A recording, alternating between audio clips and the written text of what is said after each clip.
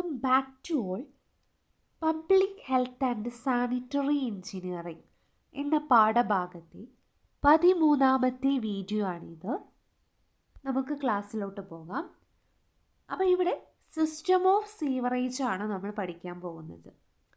3 തരത്തിലാണ് system of sewerage ഉള്ളത്. ഒന്ന് സെപ്പറേറ്റ് സിസ്റ്റം ഓഫ് സീവറേജ്, രണ്ടാമത്തേത് കമ്പൈൻഡ് സിസ്റ്റം ഓഫ് സീവറേജ്, മൂന്നാമത്തേത് partially combined or partially separate system of sewerage. Okay, അപ്പോൾ ഇത് മൂന്നും 1 by 1 ആയിട്ട് നമുക്ക് ഡിസ്കസ് ചെയ്യാം. ആദ്യത്തേത് നമ്മൾ പറഞ്ഞു സെപ്പറേറ്റ് സിസ്റ്റം ഓഫ് സീവറേജ് ആണ്. അപ്പോൾ ഇതിൻ്റെ പേര് പോലെ തന്നെ സെപ്പറേറ്റ് ആയിട്ടാണ് ഇതിലൂടെ ഫ്ലോ ഉണ്ടാവുക. അപ്പോൾ 2 സീവർ പൈപ്പുകൾ ഉണ്ടാവും, 2 സീവറുകൾ ഉണ്ടാവും ഈ സിസ്റ്റത്തിൽ. ഒരു സീവർ സീവേജ് ക്യാരി ചെയ്യാൻ വേണ്ടിയിട്ടും മറ്റേ സീവർ സ്റ്റോം വാട്ടർ ക്യാരി ചെയ്യാൻ വേണ്ടിയിട്ടും ഉള്ളതായിരിക്കും. അപ്പോൾ എന്താ സെപ്പറേറ്റ് സിസ്റ്റം ഓഫ് സീവറേജിൻ്റെ പ്രത്യേകത? ഇതിൽ 2 സീവർ ഉണ്ടായിരിക്കും ഈ സിസ്റ്റത്തിൽ. ഒന്ന് സീവേജ് ക്യാരി ചെയ്യാൻ വേണ്ടിയിട്ടും ഒന്ന് സ്റ്റോം വാട്ടർ മഴവെള്ളം ക്യാരി ചെയ്യാൻ വേണ്ടിയിട്ടും. ഓക്കെ, അപ്പോൾ ഇതിൻ്റെയൊക്കെ ഗുണം എന്താണെന്ന് നമുക്ക് നോക്കാം. ആദ്യത്തേത് സീവറിൻ്റെ സൈസ് വളരെ ചെറുതായിരിക്കും, പൈപ്പിൻ്റെ സൈസ് ഇതിൽ വളരെ ചെറുതായിരിക്കും. രണ്ടാമത്തേത് ഈ ഒഴുകുന്ന സീവേജ് ഉണ്ടാവുമല്ലോ, അത് ആ ഒരു പൈപ്പിലൊരു ലോഡ് ഉണ്ടാക്കുമല്ലോ, അത് വളരെ കുറവായിരിക്കും സെപ്പറേറ്റ് സിസ്റ്റത്തിൽ. അപ്പോൾ സീവേജ് ലോഡ് എന്തായിരിക്കും? കുറവായിരിക്കും. അതാണ് രണ്ടാമത്തെ പോയിന്റ്. മൂന്നാമത്തെ പോയിന്റ് പറഞ്ഞാൽ റിവറോ സ്ട്രീം വാട്ടറോ ഇവിടെ പൊല്യൂട്ട് ചെയ്യപ്പെടുന്നില്ല, ചീത്തയാവുന്നില്ല. അതാണ് മൂന്നാമത്തേത്.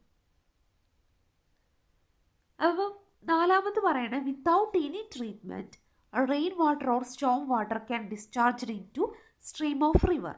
അതായത് നമ്മൾ പറഞ്ഞു 2 സീവർ ഉണ്ട്, ഒന്നിലൂടെ സീവേജ് പോകുന്നുണ്ട്, രണ്ടാമത്തേലൂടെ സ്റ്റോം വാട്ടർ പോകുന്നുണ്ട്. അതുകൊണ്ട് തന്നെ സ്റ്റോം വാട്ടറിലെ വെള്ളം ഡയറക്റ്റായിട്ട് നമുക്ക് പുഴയിലേക്കൊക്കെ കടത്തി വിടാൻ പറ്റും, അത് പൊല്യൂട്ട് ആവില്ല. ഓക്കെ, അതാണ് ഒരു ഉപകാരം എന്ന് പറയുന്നത് സെപ്പറേറ്റ് സിസ്റ്റത്തിൻ്റെ. Last one, when sewage has to be pumped this system proves to be economical. അതായത് സീവേജ് നമ്മൾ പമ്പ് ചെയ്യുകയാണെങ്കിൽ ഈ സിസ്റ്റം വളരെ എക്കണോമിക്കലായിട്ട് ആയിരിക്കും ഉണ്ടാവുക, അതായത് ചിലവ് കുറവായിരിക്കും സീവേജിനെ പമ്പ് ചെയ്യുകയാണെങ്കിൽ. ഇനി ഇതിൻ്റെ പോരായ്മകൾ എന്തൊക്കെയാണ്? ഇത് വളരെ കോസ്റ്റ്ലിയർ ആണ്, കാരണം 2 സെറ്റ് സീവർ വേണം അല്ലേ, അതുകൊണ്ട് തന്നെ വളരെ കോസ്റ്റ്ലിയാണ്. രണ്ടാമത്തേത് സീവറിൻ്റെ സൈസ് വളരെ കുറവാണെന്ന് പറഞ്ഞല്ലോ, അതുകൊണ്ട് തന്നെ ഇത് ക്ലീൻ ആക്കാൻ വളരെ ബുദ്ധിമുട്ടാണ്. മൂന്നാമത്തേത് sewers are likely to be choke frequently. ഈ സീവേഴ്സ് ഇങ്ങനെ പല ടൈമിൽ ചോക്ക് ചെയ്യാനുള്ള ചാൻസ് ഉണ്ടാവാറുണ്ട്. Storm water sewer are used only during rain. Therefore, during non-rainfall season, they may become the dumping place for garbage and make it choked up. Okay, നമുക്കറിയാം ഈ ഒരു സിസ്റ്റത്തിൽ 2 സീവർ ഉണ്ട്, ഒന്ന് സീവേജ് പോകാൻ വേണ്ടിയിട്ട് അല്ലെങ്കിൽ സോളിഡ് വേസ്റ്റ് പോകാൻ വേണ്ടിയിട്ട്, രണ്ടാമത്തെ മഴവെള്ളം പോകാൻ വേണ്ടിയിട്ട് അല്ലേ. എല്ലാ സമയവും മഴ ഉണ്ടാവില്ലല്ലോ.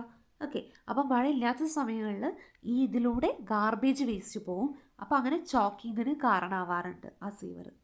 അതും ഇതിൻ്റെ ഒരു പോരായ്മയാണ്. ഇനി കമ്പൈൻഡ് സിസ്റ്റം ഓഫ് സീവറേജ്. ഇവിടെ എന്താണ്, ഒരു സെറ്റ് സീവറേ ഉണ്ടാവുള്ളൂ, അതിലൂടെയാണ് സീവേജ് പോവുക, അതേപോലെ തന്നെ സ്റ്റോം വാട്ടർ മഴവെള്ളവും ഒരുമിച്ചാണ് പോവുക, അതേപോലെ സീവേജ് ഒരുമിച്ചാണ് പോവുക. അപ്പോൾ ഇതിൻ്റെ ഗുണം എന്തൊക്കെയാണ്? Rain water keeps sewage fresh, making it easier and more economical for treatment. അതായത് റെയിൻ വാട്ടറും സീവേജും ഒരുമിച്ചാണ് പോവാന്ന് പറഞ്ഞു അല്ലേ, അതുകൊണ്ട് തന്നെ സീവേജ് എപ്പോഴും ഫ്രഷ് ആയിട്ടാണ് ഉണ്ടാവുക. ഓക്കെ, അത് അതിൻ്റെ ഒരു പ്രത്യേകതയാണ്.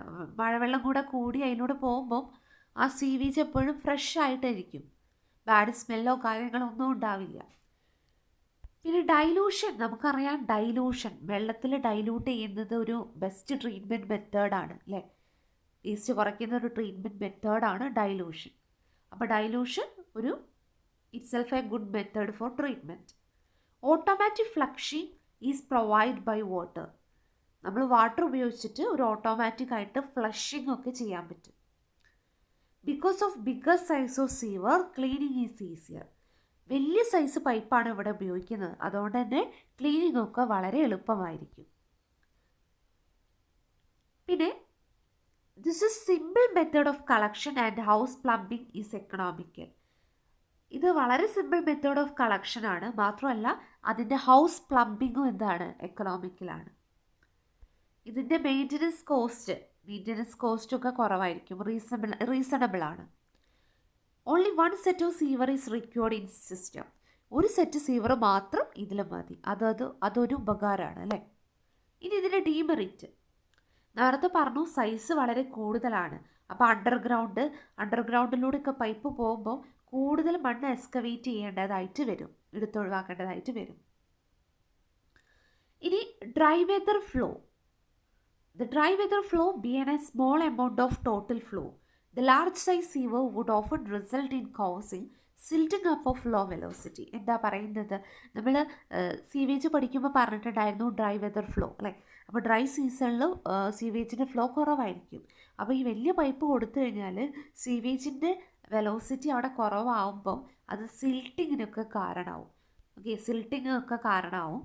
അത് പിന്നെ വളരെ പ്രശ്നമായിട്ട് മാറുകയും ചെയ്യും. ഓക്കെ, പിന്നെ cost of pumping treatment is more since large quantity of sewage to be handled. കൂടുതൽ സീവേജ് നമ്മൾ കൈകാര്യം ചെയ്യേണ്ടതായിട്ട് വരുമ്പോൾ പമ്പിങ് ചെയ്യുമ്പോൾ എന്തായിരിക്കും, അതിൻ്റെ കോസ്റ്റ് കൂടും. Overflowing under worst condition may endanger the public health. വളരെ വേഴ്സ്റ്റ് ആയിട്ടുള്ള കണ്ടീഷനിൽ ഓവർഫ്ലോ എന്താക്കും, പബ്ലിക് ഹെൽത്തിനെ എൻഡേഞ്ചർ ആക്കും. Load on treatment units increases. Treatment യൂണിറ്റിൽ ലോഡ് കൂടും, അതും ഒരു പോരായ്മയാണ്. Storm water is unnecessarily polluted ആവും.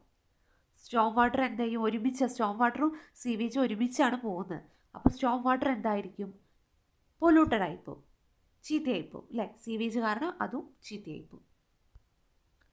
ഇനി partially combined or partially separate system.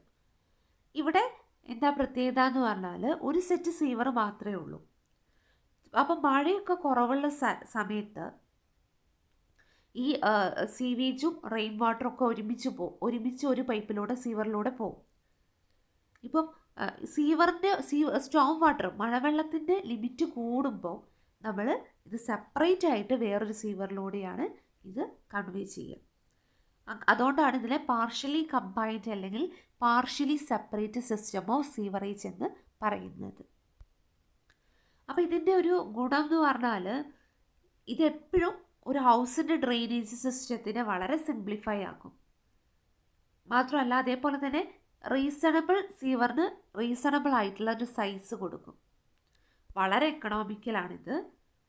പിന്നെ അതേപോലെ തന്നെ റെയിൻ വാട്ടറൊക്കെ സീവറിൽ സിൽട്ടിംഗ് ഒക്കെ ഉണ്ടാവുന്നത് തടയും. പിന്നെ മാത്രമല്ല ഇതിന് സെപ്പറേറ്റ് സിസ്റ്റത്തിൻ്റെയും കമ്പൈൻഡ് സിസ്റ്റത്തിൻ്റെയും ഒക്കെ ഗുണങ്ങൾ ചേർന്നിട്ടുള്ളതാണ് ഈ പാർഷ്യലി കമ്പൈൻഡ് സിസ്റ്റം ഉള്ളത്. ഇനി ഡീമെറിറ്റ് എന്ന് പറഞ്ഞാൽ ഡ്രൈ പീരീഡിൽ ഇതിൻ്റെ ലോ വെലോസിറ്റിയാണ് ഉണ്ടാവുക. നമ്മൾ സെപ്പറേറ്റ് സിസ്റ്റത്തിൽ പറഞ്ഞ പോലെ തന്നെ ഡ്രൈ സിസ്റ്റത്തിൽ ഇവിടെ എന്താണ്, ഡ്രൈ പീരീഡിൽ ലോ വെലോസിറ്റിയാണ് ഉണ്ടാവുക. രണ്ടാമത്തത് storm overflow may be found necessary. Storm വാട്ടറിൻ്റെ ഓവർഫ്ലോ ചിലപ്പോൾ ഉണ്ടാവാം, ചില സമയത്ത് സ്റ്റോം വാട്ടറിൻ്റെ ഓവർഫ്ലോ ഉണ്ടാക്കാം, അത് പ്രശ്നമാകാം. Load on pumping and treatment unit is increased due to admission of storm water. പമ്പിങ്ങിലും അതേപോലെ തന്നെ ട്രീറ്റ്മെൻറ്റ് യൂണിറ്റിലൊക്കെ ലോഡ് കൂടുന്നതിനനുസരിച്ച് സ്റ്റോം വാട്ടർ കൂടുതലായിട്ട് നമ്മൾ കൊടുക്കുമ്പോൾ അത് പമ്പിങ്ങിലും അതേപോലെ തന്നെ ട്രീറ്റ്മെൻറ്റ് യൂണിറ്റിലൊക്കെ ലോഡ് കൂട്ടുന്നതിന് കാരണമാവാറുണ്ട്. പിന്നെ last one, Storm water pollute ചെയ്യപ്പെടും. ഓക്കെ, അതും ഒരു പോരായ്മയാണ്. ഓക്കെ, ഇതാണ് സിസ്റ്റം ഓഫ് സീവറേജ്. 3 സിസ്റ്റംസാണ് നമ്മൾ പഠിച്ചത്. അത് 3ഉം വളരെ വളരെ ഇമ്പോർട്ടൻ്റ് ആണ് കേട്ടോ. അപ്പോൾ ഫോക്കസ് ചെയ്ത് പഠിക്കുക. Thank you.